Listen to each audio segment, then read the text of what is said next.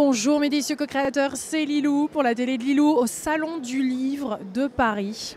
Et là, je tiens le tout dernier bébé de Natacha. Ça me fait tellement plaisir d'avoir c'est le premier, hein. Il sort tout fraîchement pour le Salon du Livre.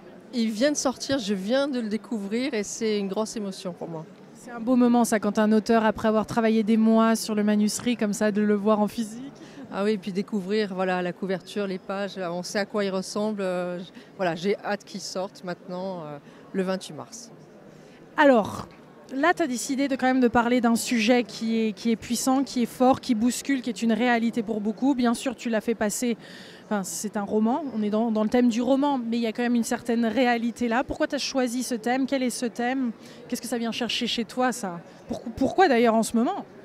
Alors, c'est vrai que ça correspond à quelque chose d'actuel, mais j'ai perdu quelqu'un de très proche, très proche, qui en est décédé, voilà, qui est morte des suites de harcèlement, de l'emprise conjugale, voilà, de la manipulation. Ce sont des thèmes qui peuvent toucher à différents niveaux. Et quand ça dure depuis trop longtemps, ben on peut en mourir d'épuisement. C'est ce qui est arrivé à une de mes proches. Et ça a été dramatique pour moi parce que je n'ai pas compris pourquoi je n'ai rien vu, je n'ai rien compris, pourquoi je suis tombée dans tous les pièges. Et j'ai fait 3 ans de recherche pour essayer de répondre aux questions que je me posais à l'issue du décès de cette personne. Et ce roman, c'était pour moi quelque chose qui est un aboutissement, voilà, de tout un cheminement sur ce domaine. Alors c'est vrai que ça tombe sur quelque chose qui est actuel, mais c'est le hasard qui veut ça. Moi, ça fait 3 ans que je travaille la question.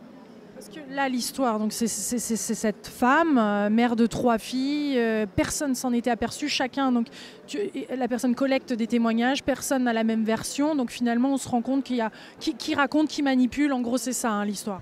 C'est exactement ça, c'est-à-dire qu'aujourd'hui, finalement, on se rend compte que dans la vie, parfois on ne connaît pas la personne qui nous accompagne. Et cette Amandine Moulin, qui est donc l'héroïne des blessures du silence, eh bien, son mari est persuadé qu'elle s'est suicidée, ses parents pensent qu'elle a été assassinée, et ses amis et on va dire ses proches sont persuadés qu'elle est partie avec un amant. Mais la vérité est peut-être encore ailleurs, elle a disparu, personne ne sait où elle est. Et l'enquête, puisque c'est une enquête policière, comme avec mes 3 précédents, avec le major Johan Clivel qui revient, dans cette enquête, on essaie de comprendre qui est cette femme. Est-ce qu'il y a des histoires de manipulation? Est-ce que c'est elle qui manipule? Est-ce qu'elle se fait manipuler? Et malheureusement, dans ces thèmes-là, eh bien, quand on est dans l'entourage, on ne sait pas vraiment ce qui se passe, parce que c'est de l'ordre du subtil. Quand il s'agit de violences physiques, il y a des coups, c'est puni par la loi, il y a des marques, on voit. Là c'est invisible. Là, c'est invisible et c'est ce qui fait qu'aujourd'hui, c'est un fléau de notre société qui passe inaperçu et qu'il y a énormément de personnes qui se suicident, d'autres qui meurent et on n'a pas vu venir les choses. Et donc, en fait, moi, je me suis vraiment penchée là-dessus en me disant pourquoi je n'ai pas compris qu'elle était dans cet état d'épuisement, pourquoi je n'ai pas pu l'aider, pourquoi à travers tous les mots que je lui disais, même en me rapprochant parfois de psychiatres, de psychologues qui me disaient peut-être que c'est une forme de masochisme, elle n'arrive pas à le quitter, voilà. Peut-être que c'est une faiblesse, elle est trop faible, peut-être que c'est quelqu'un qui a peur de sa vengeance, donc c'est pour ça qu'elle ne part pas. Aujourd'hui, en fait, Lilou, il y a une vraie question. Émotionnellement, il y a quand même quelque chose. On voit que, surtout quand on est une amie ou un proche, on doit voir qu'il y a une angoisse, un stress, un mal-être, des changements, il y a des signes. Alors, ça, c'est un point clé, effectivement, c'est-à-dire ce qu'on appelle le syndrome de post-traumatique. Le corps ne ment pas. Le blabla, on peut dire ce qu'on veut, mais le corps ne ment pas. Et quand il y a effectivement ces sensations physiques de stress, où on est terrifié, etc., ça prouve qu'il y a quelque chose. Et donc, à travers, on va dire, tous les faux semblants dans lesquels tombe l'entourage, eh bien, finalement, on se rend compte que c'est ni une histoire de faiblesse, ni une histoire de masochisme, ni une histoire de peur de vengeance, etc. Il y a vraiment 2 questions clés autour de l'emprise et du harcèlement conjugal. C'est pourquoi les personnes ne partent pas? Pourquoi lorsqu'elles arrivent à partir, elles reviennent? Pourquoi souvent lorsqu'elles arrivent malgré tout à s'enfuir, elles vont tomber sans arrêt auprès de personnes qui ont ce type de manipulation, etc. Ou bien leur vie sentimentale reste chaotique. Et C'est qu'on répète, on attire à soi, et bien souvent ça vient de notre passé, ça vient de quoi? Alors, le passé est lié, mais en fait, il faut un point de départ. Il faut déjà une manipulation, souvent au niveau ou un parent, Oui. ou bien un frère, une sœur, quelqu'un, ou bien parfois un événement très dur. Bon. Et on parle bien de pervers narcissiques quand même. Absolument, absolument. Donc, alors, et ce que j'explique dans le livre, malgré tout, même si c'est un roman, c'est vrai que le mot est très dévoyé, qu'on l'emploie à toutes les sauces, qu'aujourd'hui, dès que quelqu'un vous fait du mal, on dit que c'est un pervers. C'est pas vrai, c'est pas tout à fait ça. Le problème avec un pervers narcissique, c'est parce que finalement, les choses, on est tous plus ou moins pervers, un petit peu. Mais la différence avec un pervers narcissique et puis vous et moi, je l'espère, c'est qu'en fait, vous et moi, ça va être de temps en temps, juste pour une petite chose, etc. Un pervers narcissique, c'est constamment. Et C'est une drogue, hein. oui, et puis c'est fait pour détruire l'autre. Oui. Voilà. On projette sur l'autre la destruction de l'autre, et là, pour redorer sa propre estime de soi, qui est généralement un effondrement total au niveau de l'estime de soi. Voilà. On a envie que les autres soient au même niveau vibratoire, on peut dire, ou vivent les mêmes choses, la même difficulté que nous on vit à l'intérieur. Pire. On rabaisse l'autre. Pire, voilà. Pire. C'est-à-dire qu'il faut détruire l'autre pour pouvoir avoir le sentiment d'exister. Et alors, ce que j'ai voulu faire, en fait, c'est que j'ai énormément lu. Donc 3 ans effectivement de recherche au niveau de manuels de psychiatrie, de psychologie, pour essayer de comprendre. Mais comme vous le disiez au début, j'ai aussi réalisé les enquêtes extraordinaires. Ça fait 15 ans que je m'intéresse à tout ce qui est paranormal et surnaturel. Avec 30 documentaires, plus de 30 documentaires à ton actif. absolument, voilà. Et des articles dans Inexploré Magazine avec l'INRES, tout ça. Bon. Et donc j'ai approché des médiums, des guérisseurs, et en même temps que j'avais cependant des médecins, j'ai essayé de trouver en fait un point commun, un tronc commun. Est-ce qu'il n'y aurait pas quelque chose en fait, où ils diraient tous la même chose avec des mots différents? Et est-ce qu'il n'y aurait pas une méthode qui permettrait en fait une méthode, et en tout cas quelque chose qui puisse permettre de comprendre pourquoi les personnes n'arrivent pas à partir? Parce que c'est un vrai cas de conscience. Même des victimes que j'ai rencontrées me disent, on me raconterait cette histoire, ce que je vis actuellement, je dirais, mais va-t'en. Et elle me dit, je ne sais pas pourquoi je ne pars pas. Elles-mêmes ne savent pas pourquoi elles ne partent pas. Donc c'est dramatique. Et souvent, quand on se rend compte que finalement on est manipulé, parce qu'au début on ne le sait pas, et c'est aussi l'intérêt d'un roman, c'est que je pense qu'il y a beaucoup de gens qui ne savent pas qu'ils sont manipulés. Donc là, ils vont le découvrir. Mais c'est que du coup, quand on le découvre, on ouvre les yeux sur quelque chose, mais ce n'est pas pour autant qu'on a les outils pour s'en sortir. Est-ce qu'on peut être parano? Je veux dire, quels sont les signes finalement de ce harcèlement? Alors, les signes de ce harcèlement. Et en fait, le pervers, ça va être une stratégie en fait en plusieurs étapes. Donc, dans un premier temps, il va vous déstabiliser à travers son attitude qui fait que vous ne savez pas sur quel pied danser. Ça va être le chaud et le froid sans arrêt. Il y a un certain charisme quand même de la personne. Alors, chez les victimes, des gens qui sont tournés vers les autres, intelligentes, brillantes, parce qu'il faut pouvoir... C'est un trophée. Donc ce ne sont absolument pas des gens faibles, ce sont des gens qui ont du tempérament. C'est des gens qui savent ce qu'ils veulent, ce sont des gens qui sont empathiques. Ça, c'est chez les victimes, des gens cultivés, brillantes en général. Bon. Et chez les pervers narcissiques, très souvent, ce sont des catégories sociales élevées. Ce sont des personnes dont on attend du réconfort, du soin. Et c'est pour ça qu'on est déstabilisé, et c'est pour ça que l'entourage tombe dans tous les pièges. C'est qu'on va remettre en question la victime, on ne va pas remettre en question le bourreau. Alors, pour revenir aux stratégies. Donc, première chose, on souffle le chaud et le froid, sans arrêt. Ensuite, une deuxième arme, le silence. Quand est-ce que tu rentres? Je ne sais pas. Ou même on ne répond pas. Donc, la personne va combler le vide, sans arrêt. Si elle rentre à telle heure, je vais faire ça. Je prépare le repas. Puis finalement, la personne rentre et puis... tu as préparé le repas, mais j'ai dîné, tu as vu l'heure qu'il est? Oui, mais je ne savais pas quelle heure tu rentres. Tu sais très bien que je rentre parce que j'ai sport, etc. Bon. Déstabilité. Voilà. On ne sait pas, on ne sait jamais sur quel pied danser. Ensuite, isolement. Tes proches sont nuls. Tes parents sont nuls, ta mère et ceci, tes frères et sœurs sont débiles, tes tantes te détestent, tes amis, tu as vu comme elle est conne, tu as vu comment lui parle de toi. Donc on nous isole. Autre étape, De moins en moins d'amis finalement qui sont à nous, nos amis, mais plus aux pervers. Voilà, mais des amis qui pourraient dire eh oh, attention, regarde. Trop dangereux cela. Voilà. Donc, on isole. Ensuite, on enlève l'autonomie financière. C'est-à-dire que si jamais la personne va vouloir tout maîtriser, financièrement de l'autre, au niveau de son métier, au niveau de... Ou bien une étape ultime, ça va être de maîtriser son métier ou ses finances en disant je m'occupe de tout, tu ne sais pas faire, c'est pour toi, je t'aide. Tout est tourné comme ça pour qu'elle n'ait plus d'autonomie financière. Ce n'est pas particulièrement des hommes qui sont touchés. Absolument, absolument. C'est hommes et femmes. Bon, voilà. Il y a un peu plus quand même de pervers masculins, mais les femmes, elles sont terribles parfois. Hein. Terribles, terribles. Bon, on sent qu'il y a peut-être quelqu'un, vous pensez à une femme. Bon, voilà. Mais on en connaît tous. C'est terrible, on en connaît tous. Bon. Donc isolement, dénigrement.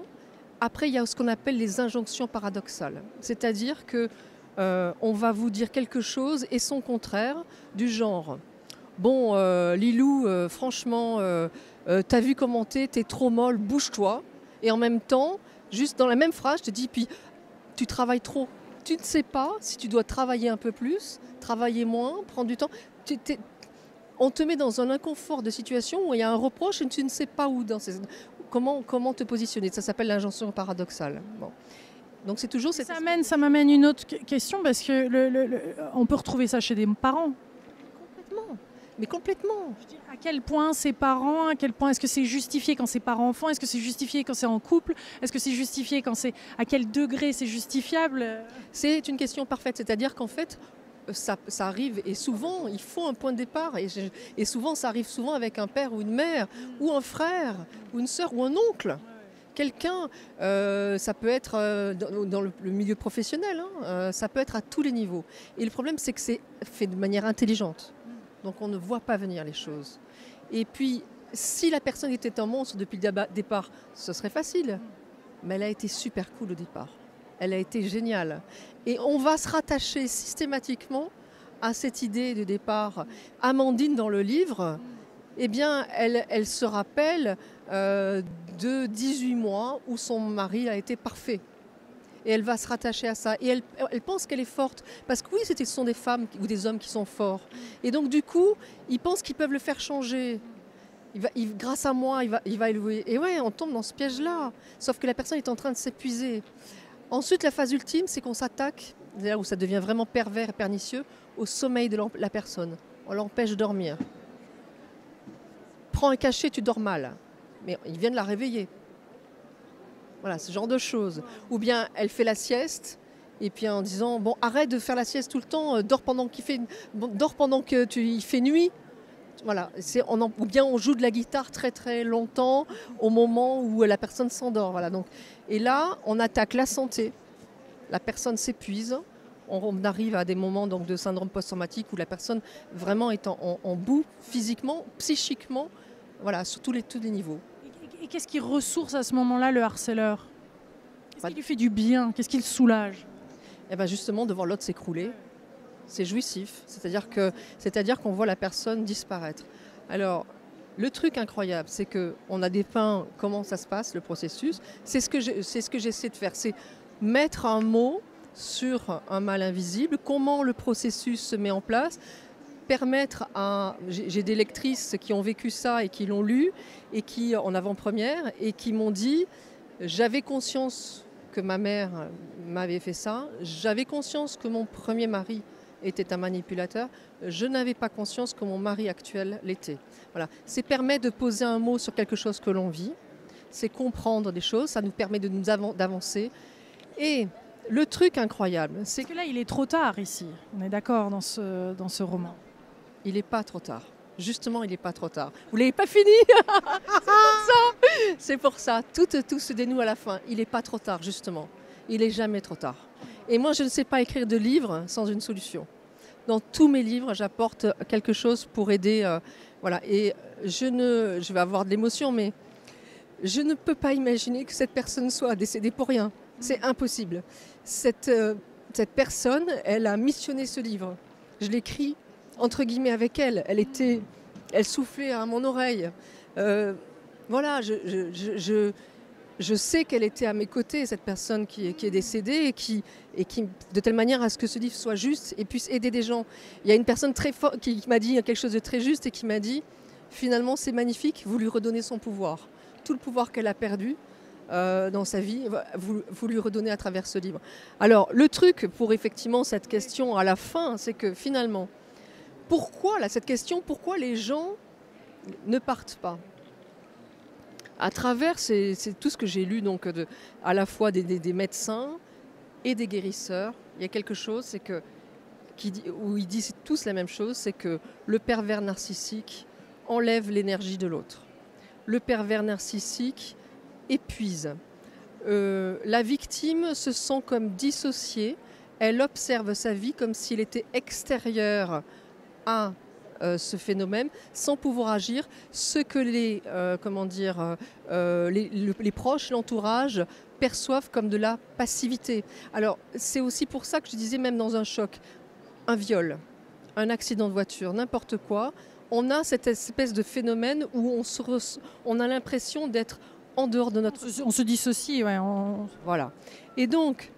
Anesthésie, finalement, on n'a pas envie de ressentir. C'est exactement ça. Et en fait, voilà, ce qui se passe, c'est que je me suis rendu compte d'une chose, c'est que imaginons que dans un accident de voiture très grave, on perd un bras. Le corps fait quelque chose de fantastique, il va créer des endorphines qui vont nous empêcher de ressentir la douleur pendant 1 heure parce que la douleur est trop dure. Dans une violence psychologique de ce type, le corps fait exactement la même chose, il nous protège, il nous anesthésie, c'est le mot que vous venez d'employer. Qu'est-ce qu'il fait ? Eh bien finalement, le psychique, il est maintenu par quoi ? Par l'âme. Il y a une partie de notre âme, ça je sais que vos auditeurs peuvent l'entendre, c'est pour ça que je le dis, mais tout le monde ne peut pas l'entendre. Mais une partie de votre âme s'extrait parce que c'est trop difficile et que cela devient impossible finalement d'accepter ce qu'on nous fait vivre. Et c'est la seule façon de ne pas devenir fou de douleur psychique, qui est bien pire parfois que la douleur physique. Et donc... L'âme se défragmente, les chamans l'expliquent très bien d'ailleurs. Exactement ça. Et le truc, la chose géniale, c'est que finalement, il y a des guérisseurs, des médiums qui travaillent sur l'âme et qui travaillent sur le recouvrement d'âme, comment récupérer la partie d'âme qui est partie.